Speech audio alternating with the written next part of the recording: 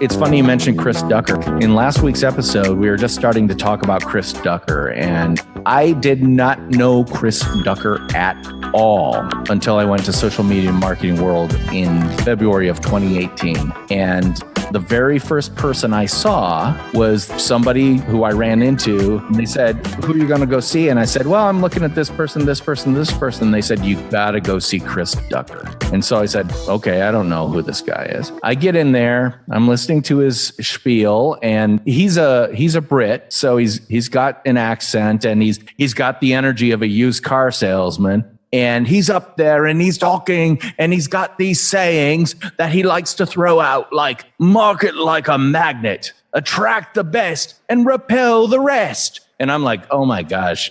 One, I'm entertained, but I didn't know how much I learned from him until I came back to Madison. And I kept thinking about that whole market like a magnet idea. It's like, of course. Why would I want to attract people who don't understand me, who don't appreciate what I do, and complain every time I give them an invoice or a bill to pay? Why am I worrying about them? I don't need them. I want to attract the best, the people who understand me, appreciate me, and don't mind paying my bill. And so I'm looking around my desk here because I keep it on my desk. Rise of the Youpreneur, his book that came out, I think, in 2018. And the way that Pat Flynn has his smart passive income universe, Chris Ducker has his Youpreneur universe. Like he has the Youpreneur Summit in London every year, and he does multiple things all over the world because the guy is huge. Mm-hmm. And they're very good friends. They're both very good friends. Yeah. Of course they are, because they're dynamic guys who are very authentic to who they are. Chris Ducker is a kind of excited rabbit because that's the way he is. Pat Flynn is kind of like your neighbor next door who's sitting across the table from you as you drink coffee together, because that's the way he is. That's what I love about personal branding done right. It's that you see people, you read their stuff, you get a flavor for who they are, and then when you meet them in person, it's like, oh, you're exactly as I expected you to be. Have you run into that situation where you meet people that you've seen or followed online and all of a sudden you go, oh, wow, you are exactly who I expected you to be? Yeah, not that much because I don't get the chance to meet them because they're very far away. Yeah. Well, that kind of happened with you, right? Because I listened to you and I started talking to you, and you're the same person that I listen to on the podcast every single day. I still can't believe that I'm here, because when you contacted me, I said, but why would he want me to be on the podcast? But anyway, I'm here. Well, I'm so glad you are, because from my point of view, I'm like, oh, great, Pablo's in. You know, I make no assumptions about anybody, but I will ask anybody anything, because I've learned one thing in life: you don't ask, you don't get. And that's another big thing for personal branding. But as you were saying, yeah, no, I was saying that I would say that mainly happened with you, like meeting you, right? The person you hear every single Monday on the podcast is the same one that starts talking to you. Although we're recording the podcast, but when you're not, we're still talking the same way. You're still the same person. When you do your, how you call it, your talk.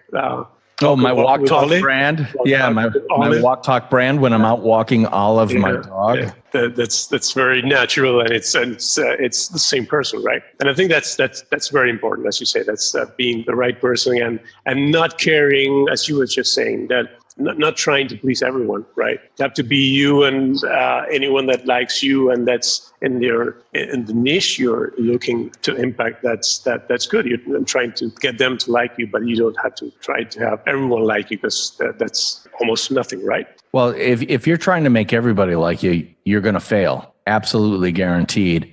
There's an old saying that President Abraham Lincoln said, you can please some of the people some of the time, or whatever. I'm going to get it wrong, but his point was, you can never please all the people all the time. So don't even try. I am really glad to hear that I come off. Well, frankly, I have one gear, and that gear is me. You know, it's like I'm old enough to have come to terms with the fact that I'm not going to be everybody's cup of tea. That's cool. I don't need to be. And I'm guessing that you've probably gotten to that point as well. Is that true? Absolutely. Yeah, absolutely.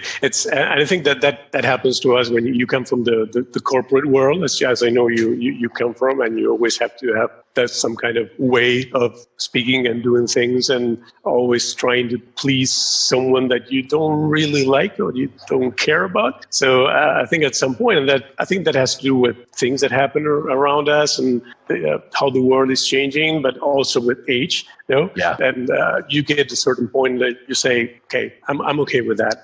And I don't want to be, as you say, everyone's cup of tea.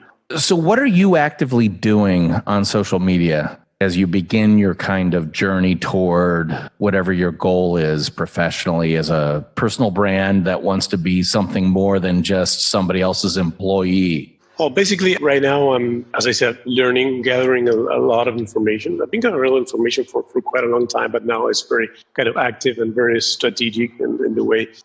Basically, starting to get in contact with people, right? Like do with you, and I'm starting to, through the Nonfiction Brand podcast and the people you're inviting, like Sarah Gross and Kate Toon and other ones that I'm starting to engage with them as well as other people, right? So right now I'm trying to be much more active in going back and forth and learning about and seeing how that works, the fact that getting on a conversation and creating a conversation, not just posting, right?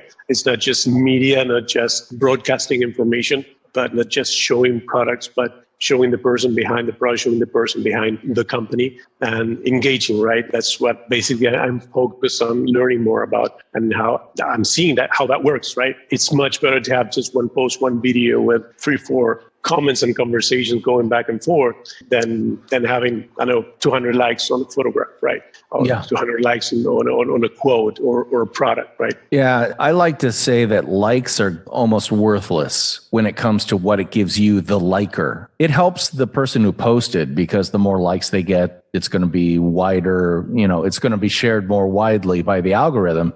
But if you're the person giving the like, you get nothing back.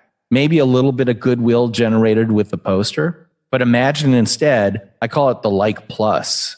You give them a like, but then you add a comment. And in that comment, there are 4 specific things: ARAT, appreciation, recognition, addition, and a task or takeaway. What does that mean? It means something like, hey, Pablo, I saw your post about whatever you talked about.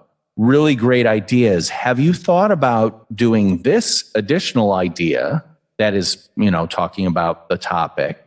If you're interested, I could give you a PDF that I have, blah, blah, blah, blah, blah. I'm not forcing it on you, but I'm inviting a conversation. Now, typically what will happen is the person I just posted that to is going to respond back saying, hey, thank you. I really appreciate the kind words from my post. Tell me more about this PDF.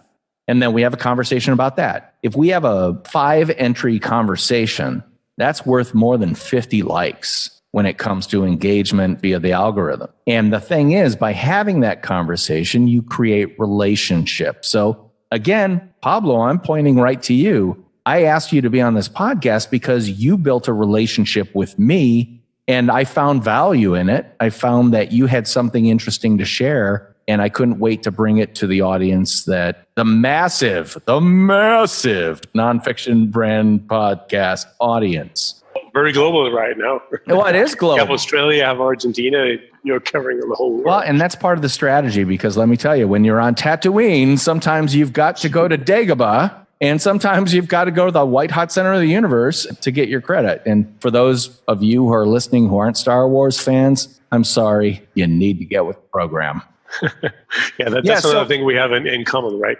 Star Wars and the guitars I see you back there. Yeah. Well, they look more impressive than they are. I'm the king of cheap guitars because I have instead daughters. I don't have expensive guitars. I just have daughters. And that's fine because they're the love of my life and they drive me absolute crazy. This episode of the Nonfiction Brand Podcast is brought to you by Nonfiction Brandversity. It's a free Facebook group dedicated to the art and craft of personal branding, and we'd like to invite you. Just search Nonfiction Brandversity on Facebook and ask to join. You're in, guaranteed. I can't wait to see you on campus. So, Buenos Aires. I've never been to Buenos Aires. I've never been to Argentina, and I've never been south of Mexico City. Can you tell me what's going on that's really cool in Buenos Aires right now, or Argentina in general? Yeah, so I think everyone would say this of their country, but Argentina in general, it's a very, very nice country, very worth visiting. You can find almost every single kind of place. I was just on vacation in the south of Argentina, in Patagonia. And even in Patagonia, they have places like a very, very dry, very desertic, and then you go to the Andes and you have woods and lakes and that kind of stuff. And it's a very wide range of very different places you can meet, and you can go. Very hot places in the north, very dry, hot places in the north. Really big waterfalls also in the northeast. Really, really beautiful that we share with Brazil. Then you go south, we have the southernest city in the world, right? Very, very south of Argentina. And then in Buenos Aires is a very particular city. It's also very, very, very nice. It has a lot of nightlife. We, for example, very fun fact, right, about Argentina, Latin America in general, about Argentina, we eat dinner really, really late, like for you guys. So our normal time for dinner at home is 9:30. Right. Wow. That's really normal for us. The culture is very influenced by Italian and Spanish communities, right? Basically. Then we have Irish, like me, Irish families, and many others. That the mix of different races and nationalities that came to live in Argentina is really, really big. That's one of the things that impacts people a lot. And makes it different from some other places in Latin America, for example. And the city of Buenos Aires, as I was saying, it has a lot of it's very green, has a lot of really cool places and to meet, and also small lakes and we have the river really close. And there's a lot of, as I say, nightlife. You can find people having dinner many places on a Wednesday at, 11 o'clock at night or later, right? People waiting online to have dinner at that time. Oh my God, I would be totally in deep REM sleep at that point. Yeah. But, so the architecture in Buenos Aires is also very, very famous, very European influenced. So there's a lot to see, a lot to see.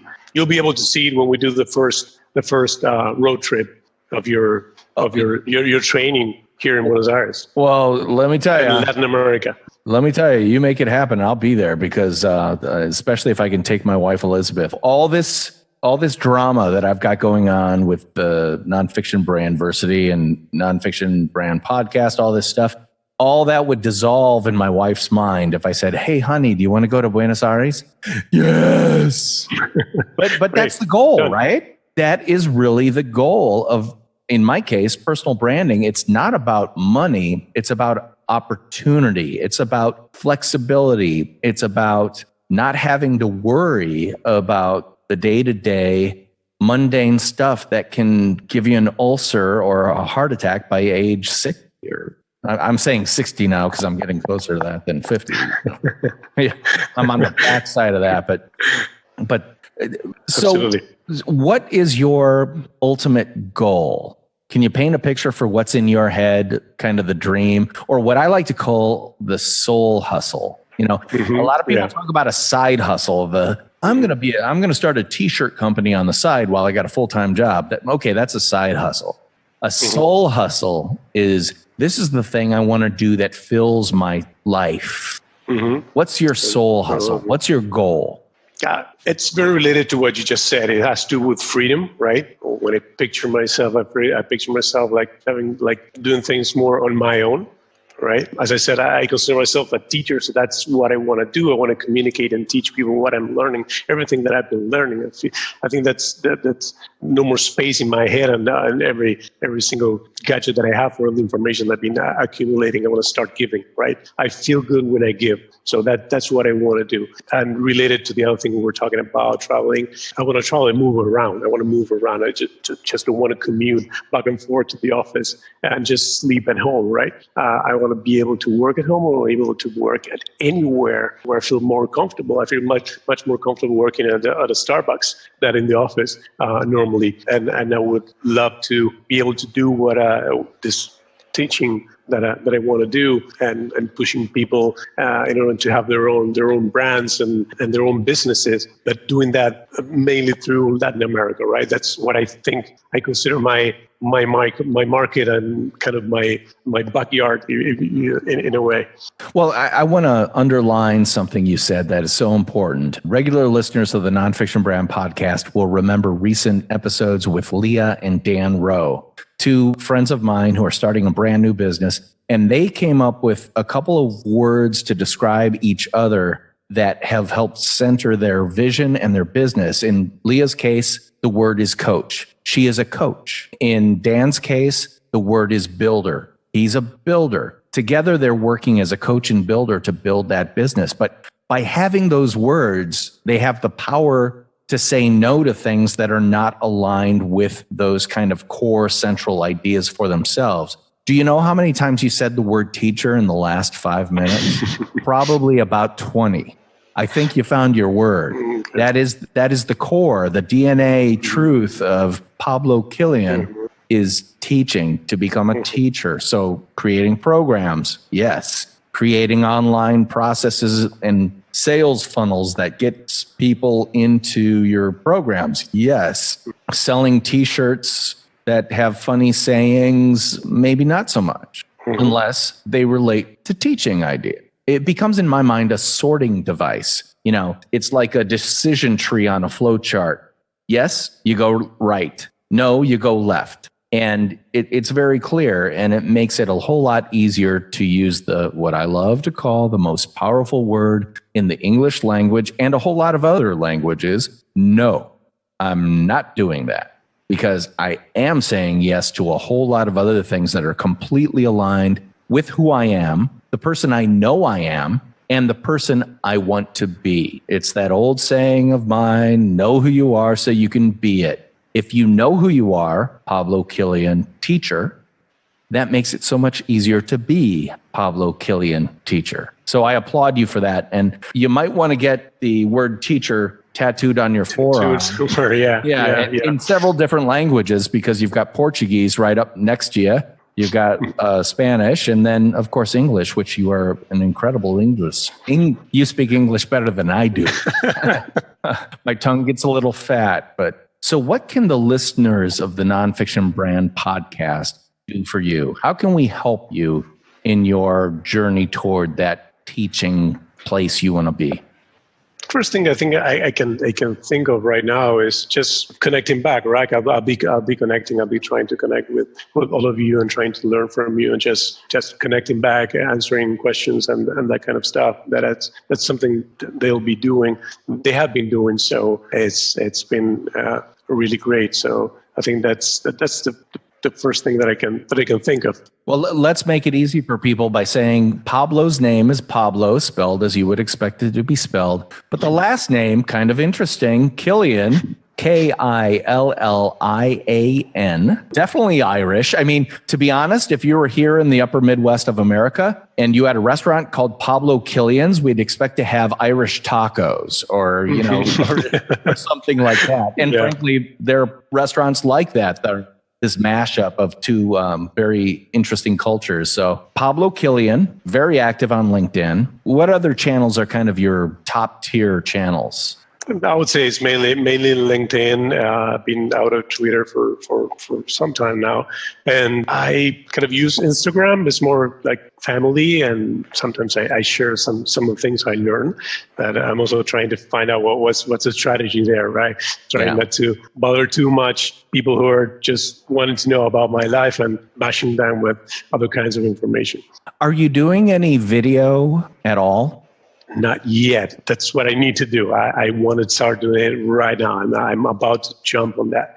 I know a lot of people are saying that, and that's something that's going on around, but I know I have to do it. And I know, as I said, given the differences on the waves and how things happen on one part of the world, another part of the world, that would help me a lot. That would help my brand a lot. So I think I need to get the information in order, right, and decide what I want to start saying, but not delay that too much, right?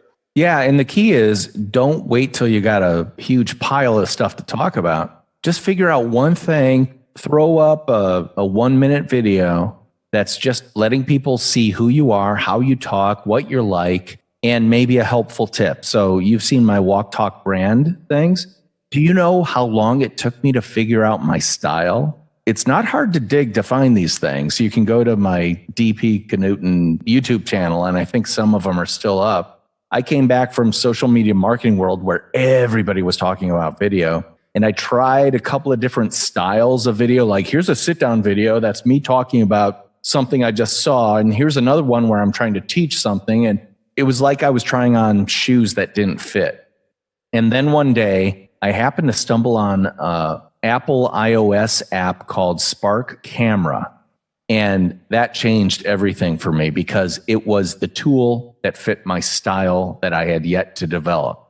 And the only way I knew it when I hit it was that I tried it this way, I tried it that way, not so much, but oh, this is kind of cool. And then it worked, and then it became easy, and then it became fun. And now people are talking about how's Olive, my dog, because Olive tends to be in those quite a bit because, by the way, that's a strategy, which is you may not like me, but I guarantee you're going to love my dog. Absolutely. Yeah. I was curious about that. How did the app Spark help you defining your style? Well, because I literally at one point, I actually have someplace a tool that is designed to take your iPhone and turn it into a teleprompter. You know, you put it on in front of your camera lens. I've got a Canon 70D DSLR.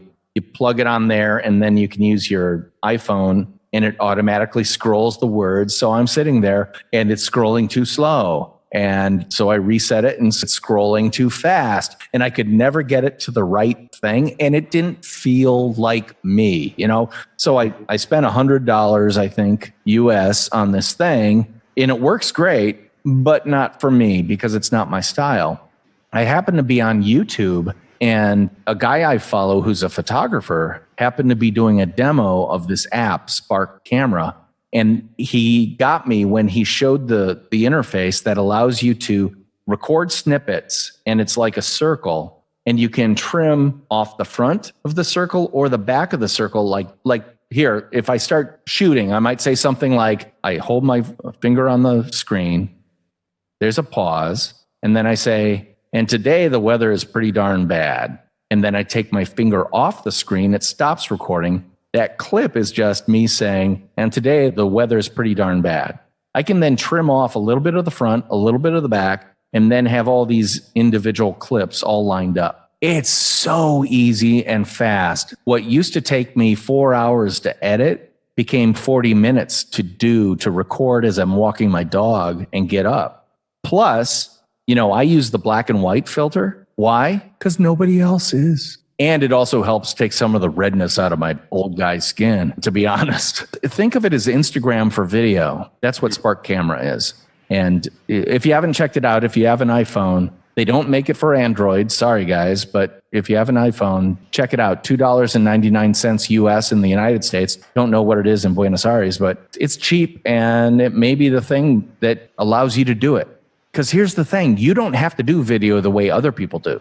You have to find the way that is authentic to you, the way you think, the way you work, etc. And that's why I love doing the ones I do so much because, yeah, that's me. That's the way I think. It's the way I work. And I can get it done, you know? It's take a lot of the friction out of the system. Pablo, I am so looking forward to seeing a video from you posted within the next 14 days.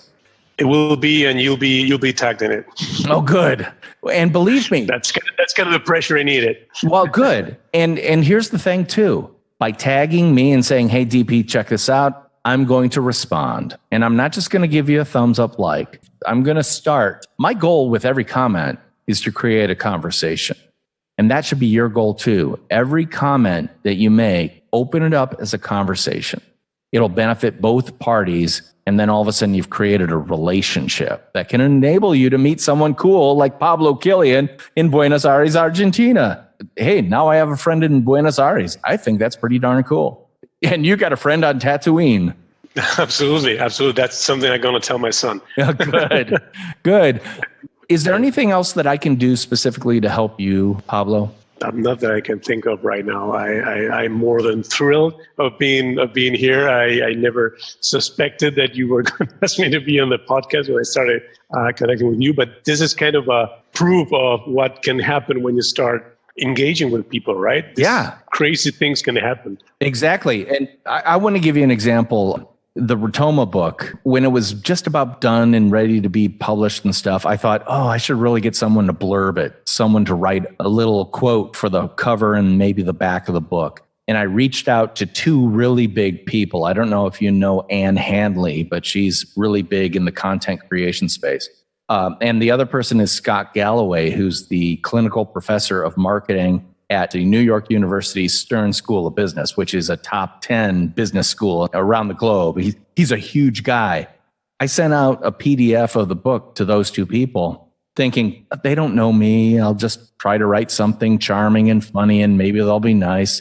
Guess what? They responded with great quotes because I asked. And that's the day I learned, oh my God, if you don't ask, you don't get. So I'm telling you, Pablo, thank you for answering my ask with a yes for coming on the podcast today.